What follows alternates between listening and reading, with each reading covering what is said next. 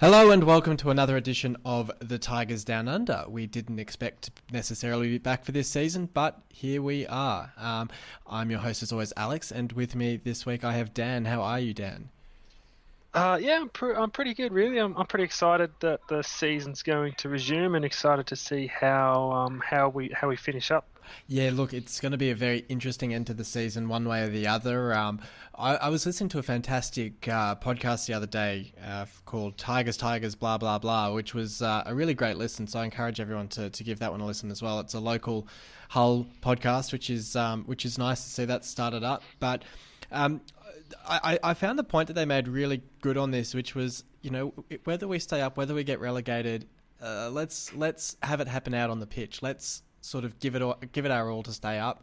If we do, that's fantastic. If we don't, then we can say that we deserve to go down. But either way, it's not being decided by weighted average points or goals or anything crazy like that we can't really control. So it's destiny's in our hands, and we've got to make the most of it now. I think I definitely agree with that. It's always better to be in control of these situations, whether that means that we do go down or we stay up. It's definitely better to try and play it out on the pitch. Yeah, definitely. And I guess the best place to start with for today's episode is with the reasonably breaking news. I think it came through overnight our time, but would have been yesterday in the UK, which was three players, Lichaj, Irvine and Kingsley, were unable to find terms to extend their deals for the remaining 9 games of the season, which was really unfortunate. And we've also had Maddison and Wilks inform us, or we've been informed by their parent club in Wilkes' case, that beyond the next 2 games for Wilkes and immediately for Maddison, they won't be playing for us. So disappointing, because everyone else was able to extend their deals. So McDonald, Stewart, Terrell, Batty, Kane, Bowler and Pennington all extended their deals, but really unfortunate that Lichaj, Irvine and Kingsley weren't able to for one reason or another. So Dan, I guess we'll start talking about those 3 and the implications of those 3 not being a part of the run-in, but what did you make of that news? I was probably a bit shocked, really, to see, compare with the guys that didn't, and you compare that to some of the talk that came out from the other guys. And I can only assume that, I don't know the ins and outs of the contract negotiations and what goes on, but obviously they just weren't able to agree. But, to have early on in this whole saga, guys like Kevin Stewart came out and said he's happy to commit regardless of, that whether he gets an extended deal after this, or that he's going to play through that risk of injury. And he's someone who hasn't necessarily always been a fan favourite at the club. And then to have in this circumstance, we've had a captain, vice captain, not able to negotiate that Extension. That extension in this situation, which is pretty disappointing, I guess. Irvine, in the sense that he's one of the Aussies at the club. Lichaj is the captain, and I think there's another one of those stats that's been going around lately about our best 11 and that back 4, and it was a wild stat, similar to the device one that we talked about in terms of wins and when they play, that when Lichaj plays again, we perform much better than when he's not. So it's disappointing that he's not going to be available for the remaining games. Yeah, I think he's certainly our best right back, and I guess that position now falls probably to Pennington, but potentially to McKenzie. I'm not too sure. I think what you touched on there is a really important factor in this, which is it's our captain and our vice captain, which is never a good look. And I guess I want to ask you, do you think it reflects worse on the club or on the players themselves and the character of the players as supposed leaders of the club? I mean, personally, I think I can completely respect their decision, but I know plenty of others on social media and in other places have been pretty critical, and I think in some ways I can understand their point of view. So where do you fall on it? This is going to sound really disappointing, and really that I just can't give an answer, but I feel like I'm really on the fence about this, that I can really again, in terms of contract negotiation stuff, I don't think it's ever really one party is I don't think there's necessarily one party who's to blame in this. Yeah. And I think I can understand that. Obviously, with the uncertainty, I think that's what has been a defining factor in a lot of these is the uncertainty around where the club will be next season, and so it's really hard to offer the security that some of these guys are looking for because realistically, there's a strong chance that we won't be in the championship next year, as disappointing as that is, and that makes it hard to, it's a hard position to be negotiating from. So there's that. On the flip side, you would hope that those guys who have been promoted from within the ranks of the club to be made the captains and vice captains would show a little bit of, I guess, return the favour to the club a little bit. But I mean, at the end of the day, they've got to look after themselves, and they make the decision that they think best suits them. And at the end of the day, we've sort of just got to respect that for what it is.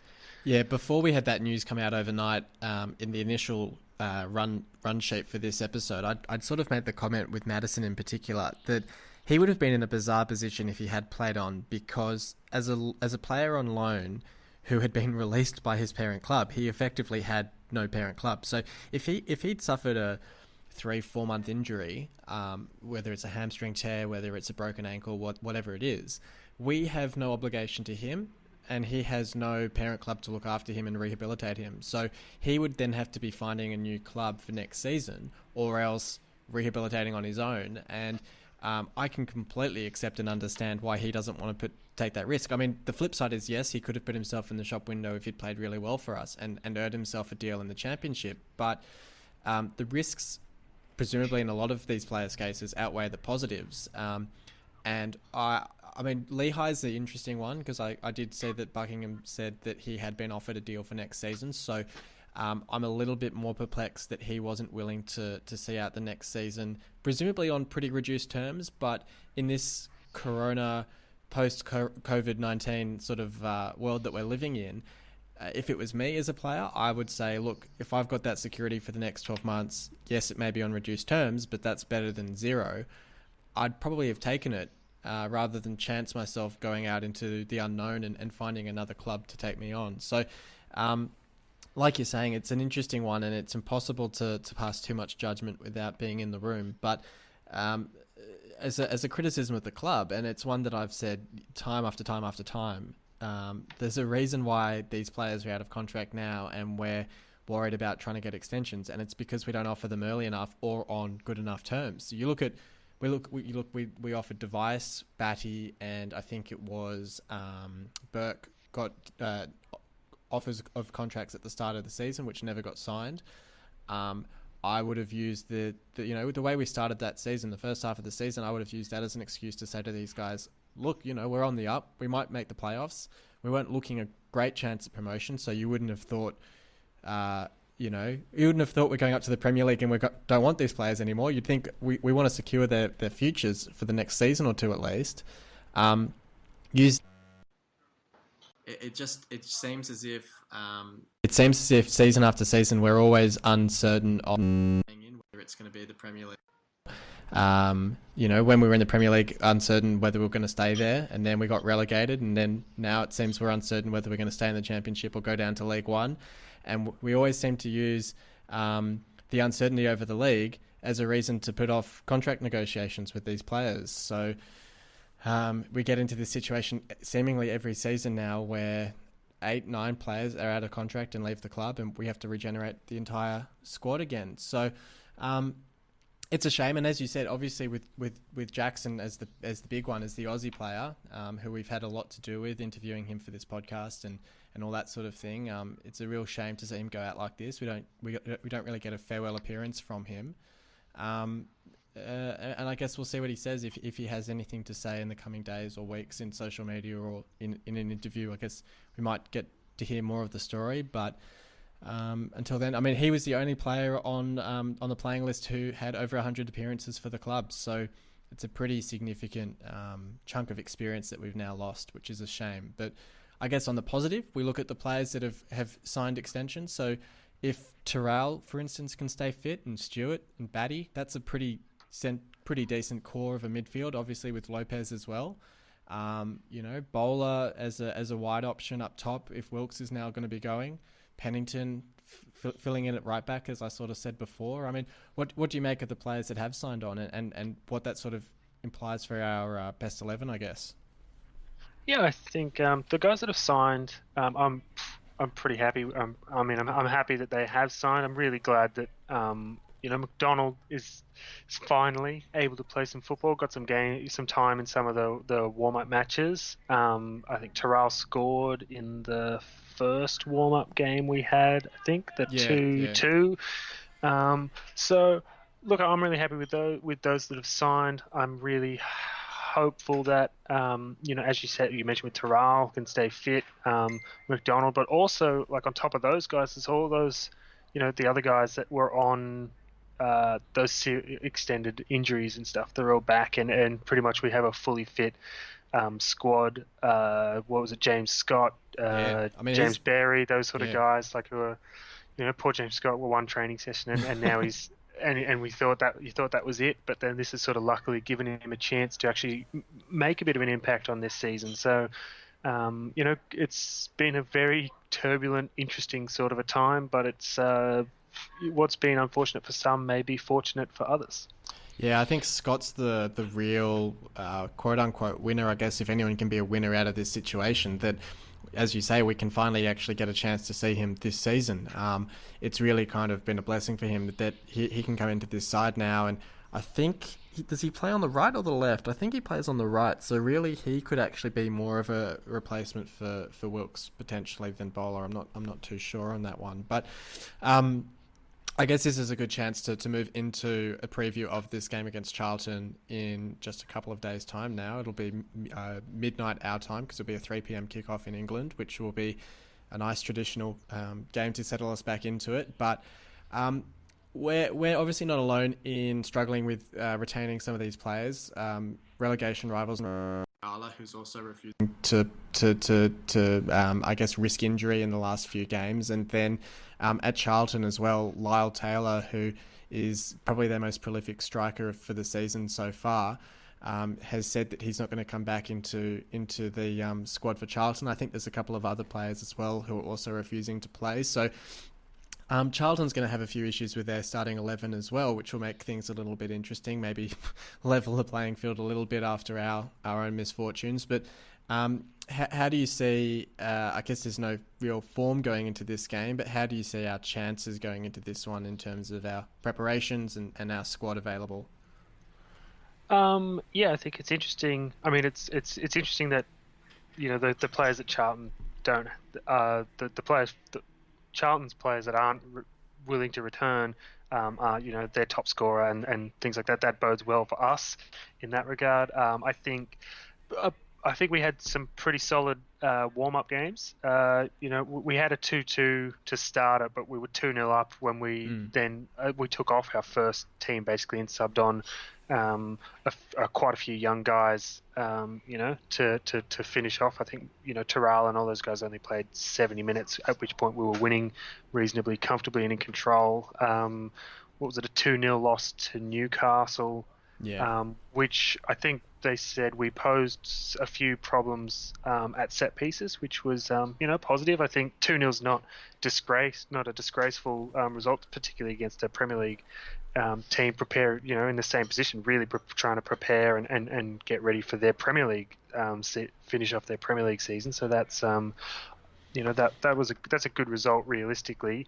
I think really we should be going there for 3 points, and anything less than that, I would be disappointed with. Anything less than the 3 points against Charlton, I think we're back to that. Every game now and every point is crucial, and I think particularly with where we are in relation to Charlton, I anything less than 3, I'm disappointed with, and it's almost a failure in my eyes. Yeah, I mean, being only 2 points ahead of them, I think they're in the relegation zone. So if we were to lose to them, it would put us into that relegation spot, which would heap the pressure on even more.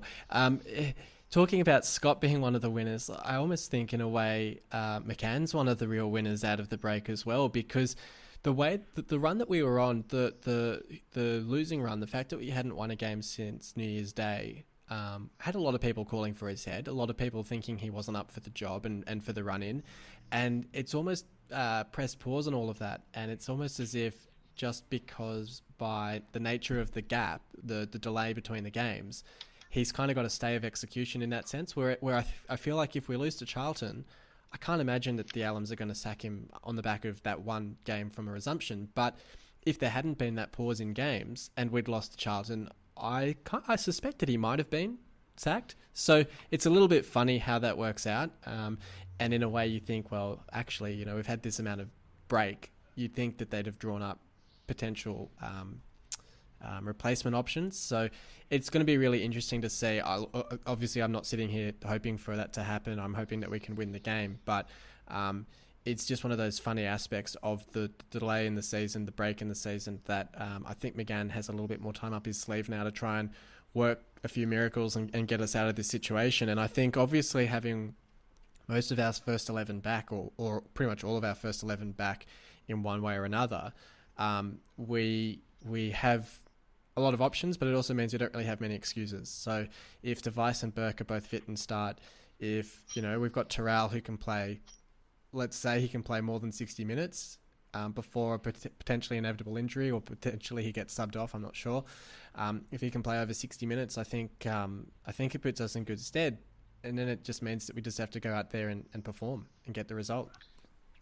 Yeah, it's that is an interesting thought about McCann's position, which I hadn't really considered. But yeah, it is interesting, and I think I guess the 11 that we go with will be interesting to see. I'm just looking at your suggestion here, whether Wilks actually will, because I feel like with Wilks, even though we've got it.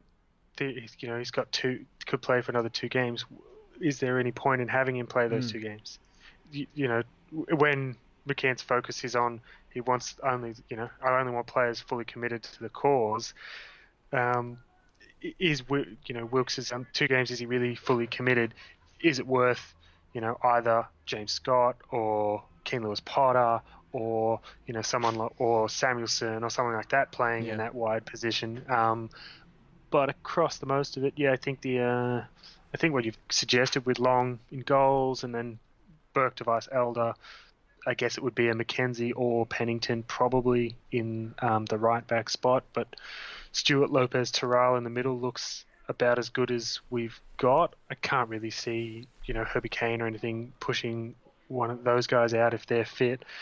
And I think I would probably. I think maybe based on the fact that he's actually been playing in the team, I think maybe Keane Lewis-Potter instead of Wilks, but Eves and Bowler as the others would be my probably suggestion for the starting 11. Would you? I saw an interesting suggestion the other day, which was sort of posed on the assumption that maybe if Lichaj didn't return, a suggestion that potentially we could shift to a 3 at the back. Which would then allow for Elder to be a bit more attacking on the left, and then you could play a Pennington or, I guess Pennington or probably McKenzie on the right. And because that way, if you have 3 at the back, it means McKenzie's not as exposed on the right. He has a bit more defence behind him, and so you play more of a 3-4-3 formation.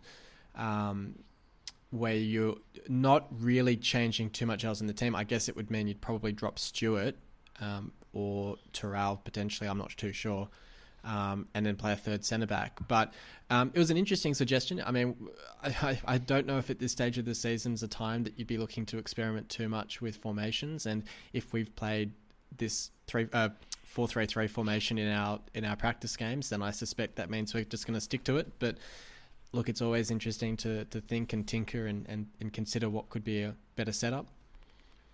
Yeah, it's an interesting idea, and I'm not necessarily opposed to it, but I think McCann's pretty set on what he wants to do and how he likes his team to play. So I can't really envision him actually making that sort of a change particularly at this stage of the season. He's trusted it thus far.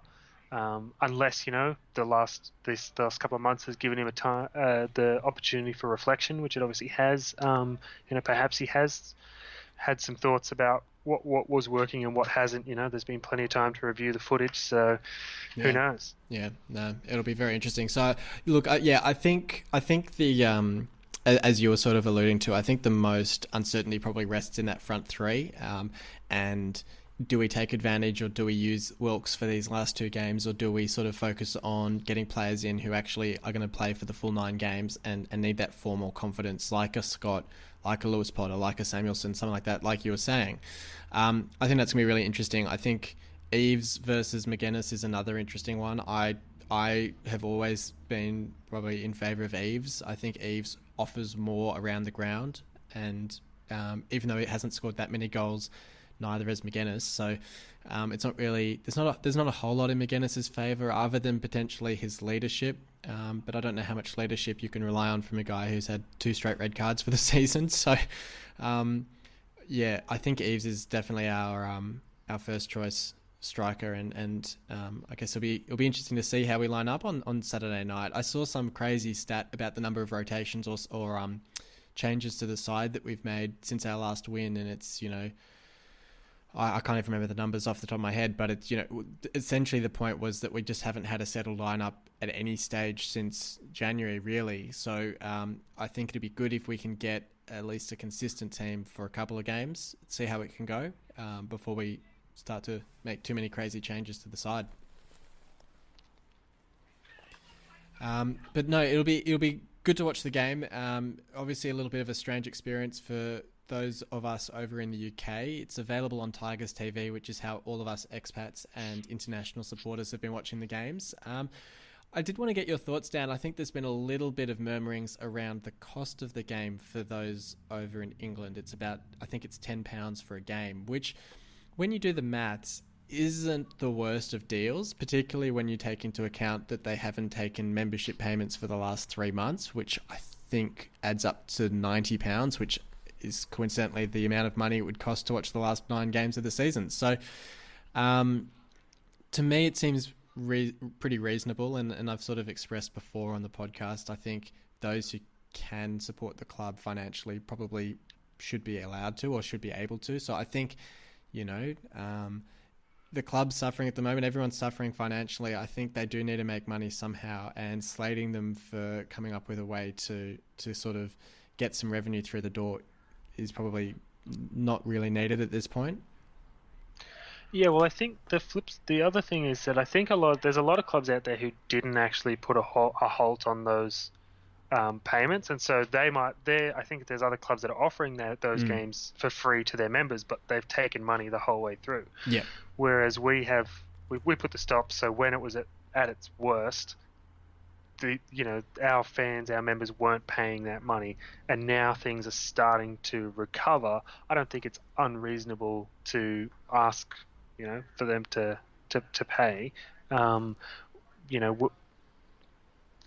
the value, it doesn't seem unfair that it ends up roughly about the same as what their membership would have been. Maybe, a gesture of good faith would have been to make it, a little bit cheaper, but as you say, that, I mean, at the end of the day, they're running a business.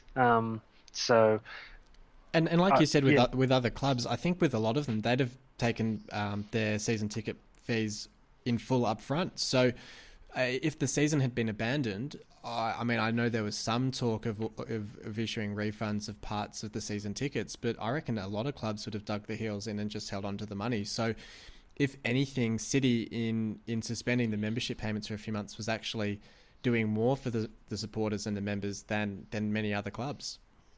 Yeah, I think I dare say I would have to agree with you on that. Is that if a club had taken full membership, full fees at the beginning of the season, and then the season was called off, that many would have said, you've got the full season, basically. Yeah.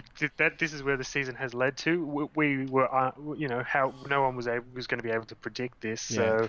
So, it's unfortunate, but and then they may have put in some passing comment about maybe they would revise their payment structure for the following season or something. But yeah, I think I think overall I feel like we've done pretty well, and this seems like a pretty fair deal. So Absolutely. So we'll be able to tune in on Saturday night. For those of us international supporters, it's business as usual for us. Thankfully, it was a bit uncertain for a little while whether we'd be part of this £10 a game scheme or whether we'd be able to just continue with, because talking about these season tickets for other clubs, that's essentially, I paid an upfront amount for the Tigers TV annual membership, so I was in that sort of worried boat of, if this is the end of the season, then I've paid my fee, that's it. I wasn't going to get anything back. But with these new games, are they considered out of season or whatever? But thankfully, it looks like it's all under the same scheme, so we'll be able to tune in. And just before we go, Dan, I should get a score prediction from you. How are you seeing this game ending up? I'm very, very hopeful. I'm tipping a City win. I'm going with a 2-0 win with maybe Eves and Terrell to score. I like those goal scorers. I probably agree. I'll say Eves and Terrell. It'd be a great way to get off the mark. I think they're the two scorers from that Huddersfield game, actually. So it'll be great for their confidence if they can both get off the mark. I'm not as confident as you on keeping a clean sheet, so I'm going to go with a 2-1 win. But yeah, backing City for the win in this one. It's good to have football back. It's good to be able to look forward to a game and feel excited to see what's going to happen. And I'm sure we'll be... if we don't get the 3 points, we'll be miserable and spewing it. But either way, it's good to have something to talk about that's actual football rather than just rating the team as we were doing for a little while there. But thank you for joining me tonight, Dan. Not a problem. And thanks everyone for tuning in. This has been a great first episode back with the last 9 games of the season to come. And we'll be back next week to discuss the next fixture as well. So until then, come on, City. You've been listening to the official Hull City Australia podcast. For more discussion, join us on Facebook in the Hull City AFC Australian Supporters Group, or follow us on Twitter at Hull City AFC Oz. The music was created by Amber and Black. This is on fire. We're going higher and higher. There's no turning back 'cause you're out.